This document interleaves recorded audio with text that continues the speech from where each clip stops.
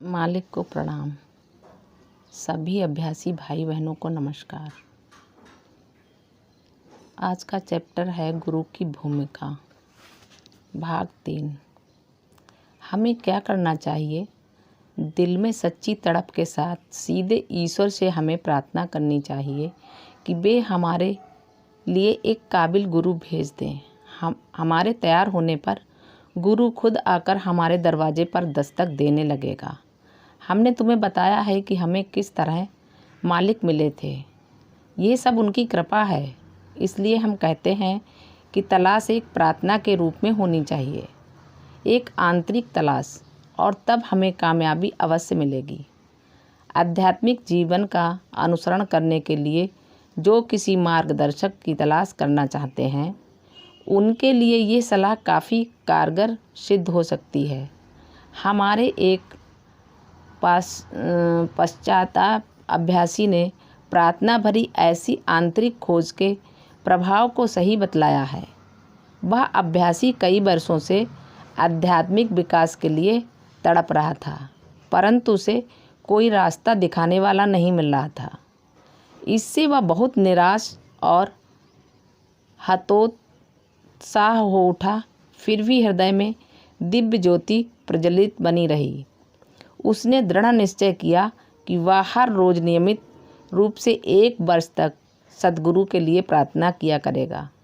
अगर प्रार्थना सफल हो गई तो अच्छी बात है, और न हुई तो आध्यात्मिक साधना करने का ख्याल ही हमेशा के लिए दिल से निकाल देगा। वह हर रोज़ निष्ठापूर्वक प्रार्थना करने लगा। उस अभ्यासी ने बताया कि तभी एक आश्चर्यजनक चमत्कार हुआ। मेरे पिताजी उस वक्त रोम में थे। अचानक उस अभ्यासी का उनसे संपर्क हो गया। उन्हें एक पत्र मिला कि वे उस अभ्यासी के शहर में जाएं। अभ्यासी को पिताजी के रोम में होने की जानकारी कैसे मिली, इस बात का पता उन्हें कभी न चल सका। वह तब भी एक रहस्य था, और आज भी उनके लिए ज्यों का त्यों एक गुप्त रहस्य बना हुआ है। पिताजी ने अभ्यासी के शहर में जाकर उसे ध्यान की कई सीटिंग दी और उस नगर में मिशन का एक केंद्र स्थापित किया। ये घटना निष्ठापूर्वक और सच्चे दिल से की गई प्रार्थना के प्रभाव का एक स्पष्ट और उज्जवल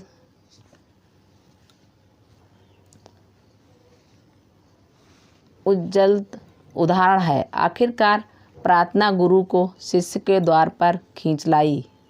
हाँ, उसके दिल में तड़प जरूर थी, जैसा कि उस अभ्यासी ने कई बार मुझे बताया है, लेकिन यह उसकी निजी और आंतरिक तड़प थी, जो उसे निर्मल और पवित्र बनाकर उसकी प्रार्थनापूर्ण हालत को सही दिशा दिखा रही थी। इसलिए उसे फौरन सफलता मिली। अगर प्रमाण की आवश्यकता हो तो गुरुदेव के कथन की पुष्टि के लिए इससे बड़ा प्रमाण और क्या हो सकता है। उक्त घटना से ये जाहिर होता है कि गुरु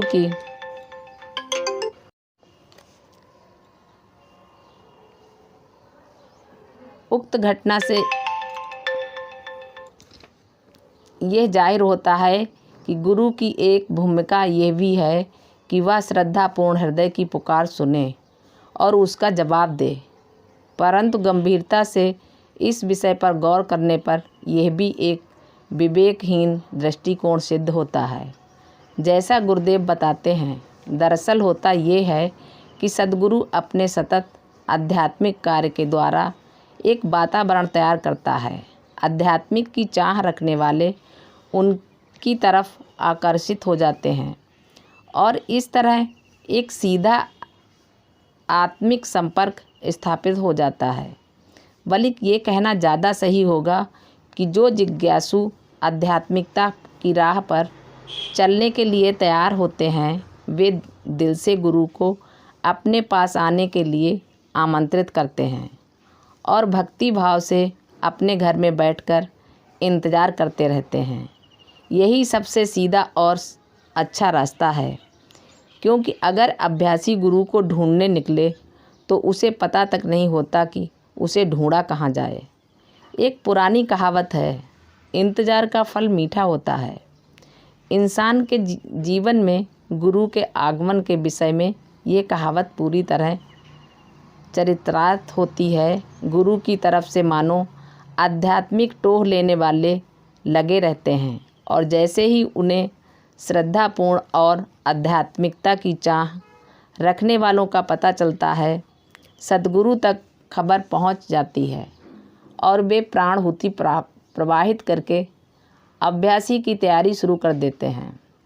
हो सकता है कि गुरु और शिष्य की आपसी मुलाकात काफ़ी समय बाद हो।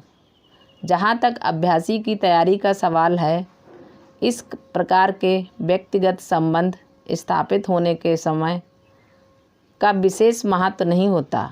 निजी तौर पर बार बार गुरुदेव से मिलना लगातार अभ्यासी के अपने संतोष के लिए होता है। अगर प्राणाहुति देने में सक्षम ब्रह्म में लीन सद्गुरु मिल जाए तो निजी मुलाकातों की कमी अभ्यासी की प्रगति में जरा भी रुकावट नहीं ला सकती। स्वयं गुरुदेव का उदाहरण इस बात का प्रमाण है। उन्होंने मुझे खुद बताया कि किस प्रकार उन्होंने पूजा की शुरुआत पारंपरिक पूजा अर्चना से की, फिर यौगिक विधि अपनाई और अंत में वे ईश्वर से ही प्रार्थना करने लगे कि उन्हें एक समर्थ गुरु प्रदान करें। 22 वर्ष की उम्र में वे लाला जी के दिव्य चरणों में पहुंच गए। कुछ समय बाद उन्हें पता चला कि लाला जी ने जब इस विचार से ध्यान लगाकर देखना चाहा कि उनका काम आगे कौन चलाएगा, तो उनके सामने गुरुदेव का चेहरा उभर आया। लाला जी ने तुरंत उस आदमी को प्राणाहुति देनी शुरू कर दी। ये घटना उनके मिलने से कई साल पहले की थी। गुरुदेव आश्चर्य से भर गए जब उन्हें पता चला कि जिस समय लाला जी ने उन्हें प्राणाहुति देनी शुरू की थी, ये वही समय था जब बचपन में उन्होंने अपनी माँ के निर्देशानुसार धार्मिक विधि से पूजा शुरू की थी। गुरुदेव कहने लगे, अगर लाला जी साहब ने हमें प्राणाहुति न दी होती तो हो सकता है कि हमने प्रार्थना शुरू न की होती। ये उनकी प्राणाहुति का ही असर था कि हमारे दिल में ऐसी प्रेरणा जागी जिसने हमें आध्यात्मिक की राह पर अग्रसर कर दिया। इलाहाबाद में अपने एक भाषण में डॉक्टर बरदाचारी ने आध्यात्मिक जीवन के इस पहलू का जिक्र करते हुए कहा, गुरुदेव ने समाज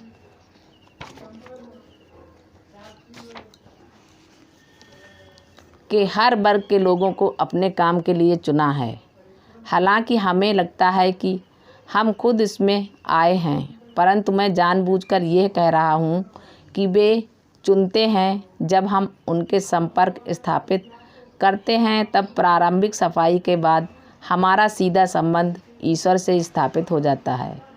भाषण के दौरान उन्होंने एक बात और बताई जो गुरुदेव ने उनसे कही थी, मैं आदमी को सिर्फ चुनता ही नहीं बल्कि उसे अपनी ओर आकर्षित करने के बाद खुद को उसे सौंपकर मैं उसका हो जाता हूँ। मालिक को प्रणाम। सभी अभ्यासी भाई बहनों को नमस्कार।